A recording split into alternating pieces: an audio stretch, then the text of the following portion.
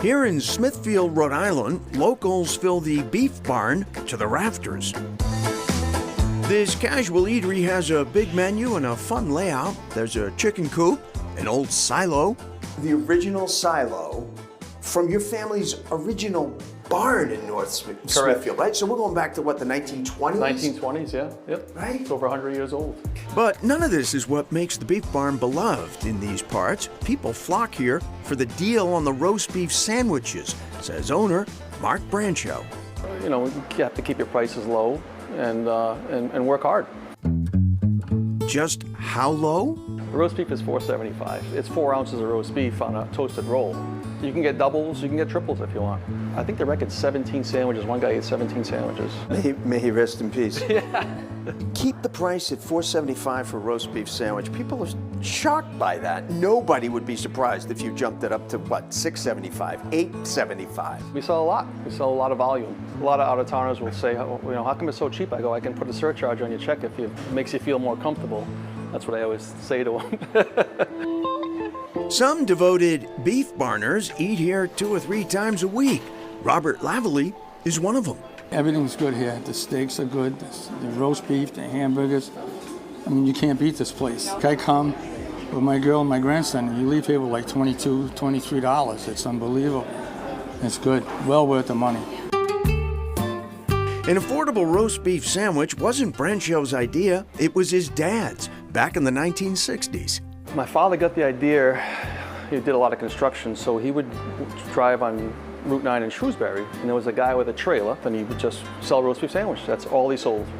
And that's where he got the idea for this establishment. The Beef Barn became a family affair and still is. Mark's sister, Michelle, is co-owner. They have a second location in Bellingham. We have employees that work with me for 40 years. They work hard, they work very hard.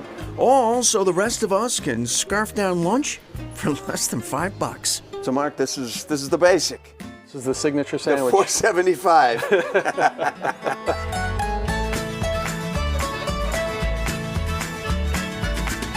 It's good. Good? No, it's good. We've been doing it this way for 53 years now. That's what we do.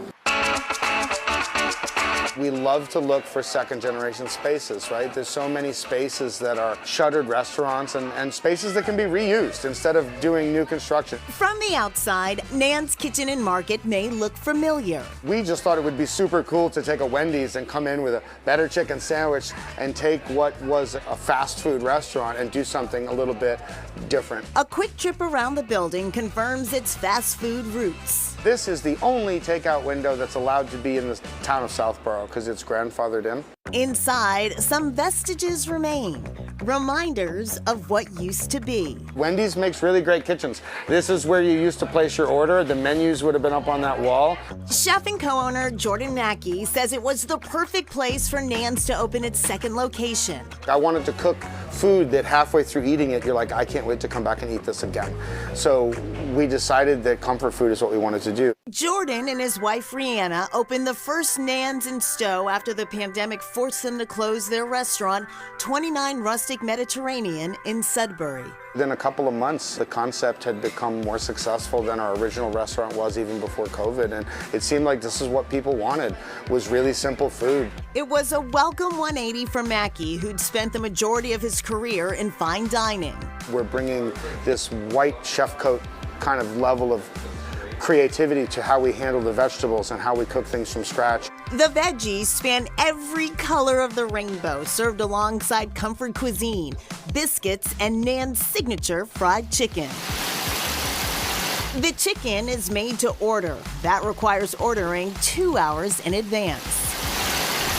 We're doing things the right way, even when it's the hard way, and I think that people appreciate that. And because it's not fast food, the drive-through window operates a little differently. They place a curbside pickup order through Toast. And then when they arrive, they'll have a text message that says, click the link when you're here. So they'll pull into the drive-thru and then we get a little notice and we know who it is. Very personal. Getting to know the community and listening to the response to this new addition has left a lasting impression on Jordan and his team. We took a step back and realized that we were actually selling time and not chicken. And it kind of changed the trajectory of how we thought about the value of our business. We cook for an enormous amount of people every single day that just take the food home and are gracious that they don't have to cook.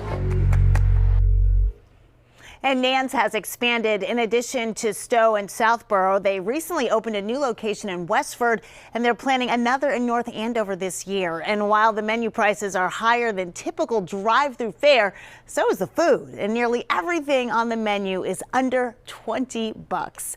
Up next, Regional Ramen.